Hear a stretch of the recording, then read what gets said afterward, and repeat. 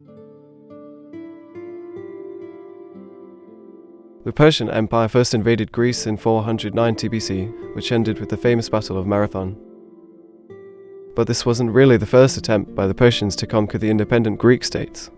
2 years earlier, the Persian king had already launched a campaign with the same objectives. The Persian king Darius the Great reside in his capital city of Susa. In 492 BC, he appoints his nephew Mardonius to lead a campaign against the Greeks.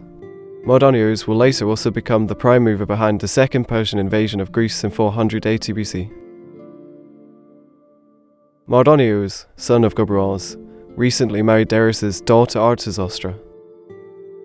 But in the convoluted family tree, he was also the son of Darius's sister and even the brother of one of Darius's wives, making him simultaneously the son-in-law, nephew, and brother-in-law of the great king. Mardonius leads the Persian army to Kilikya, which is the usual gathering place for expeditions against Greece.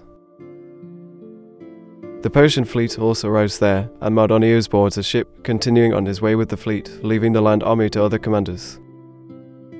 The fleet and the land army then advance to the Hellespont on separate paths.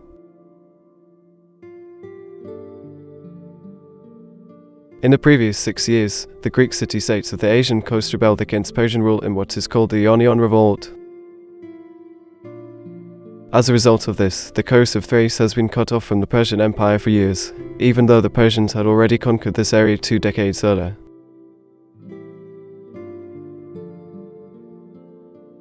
While passing through Ionia, Mardonius deposes the tyrants of the Greek cities there and replaces them with democratic governments. The Persians hoped that the Greek cities would be less likely to revolt in the future under popular governments.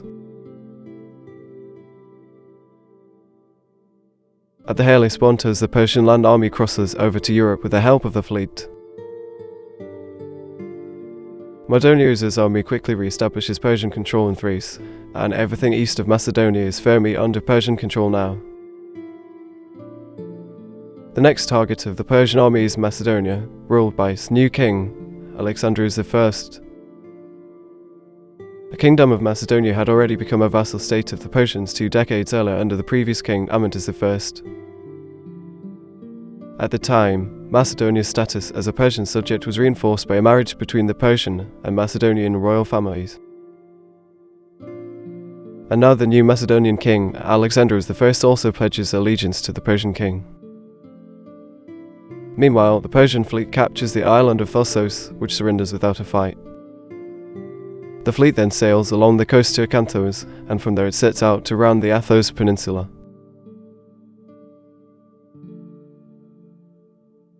But the strong north winds push the ships against the Athos mountain and destroy the fleet. The Persians lose 300 ships and 20,000 men.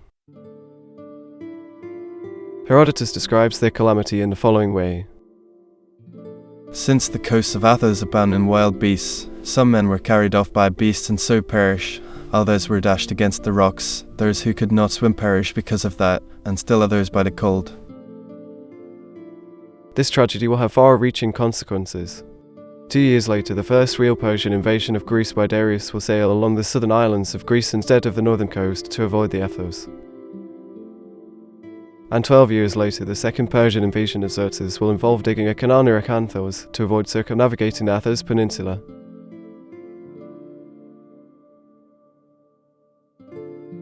Meanwhile, the Persian land army camping in Macedonia is surprised by a night attack from the Thracian tribe of the Brugai. The Persians suffer heavy casualties, and Mardonius himself is wounded. With both the fleet and the army seriously damaged, Mardonius decides to retreat to Asia. Thus the Persian campaign ends in failure. The original plan was to continue from Macedonia and conquer as many of the free Greek states as possible.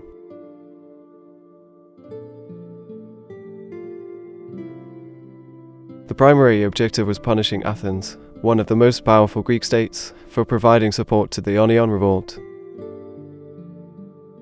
The Persians also wanted to punish the smaller city-state of Eretria, which also sent ships to aid the Ionians in their rebellion.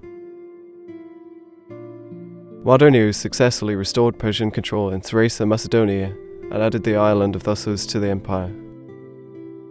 But he failed to punish Athens and Eritrea for aiding the Ionian revolt and couldn't conquer the rest of the independent Greek states.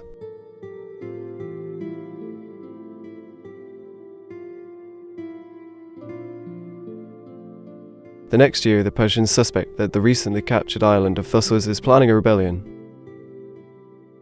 Thessos is one of the most prosperous Greek states at this time, thanks mainly to its gold mines. Most of its revenues on the island came from the Phoenician mines between Ainura and Koinura. But Thessos also had territories on the mainland, and a famous mine they called Skeptae or Dev Forest provided even more income. The city used this wealth to build a powerful navy and strong defenses, but it wasn't enough against the Persians. The Persian king orders the walls of the city to be pulled down, and the fleet of Thessos is transferred to the rival city of Abdera.